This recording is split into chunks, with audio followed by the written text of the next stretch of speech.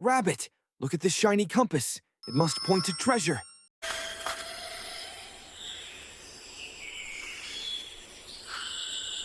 Careful, monkey.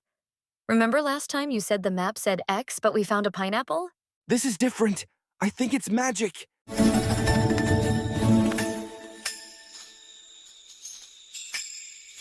Or dangerous? Pick one. Huh. Why are we back at the coconut tree? Because, monkey, you're holding the compass upside down.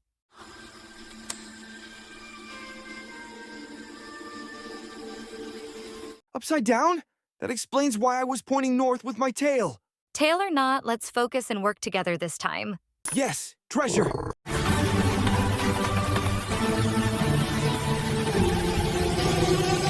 Look closer. It's a note. The real treasure is teamwork and paying attention.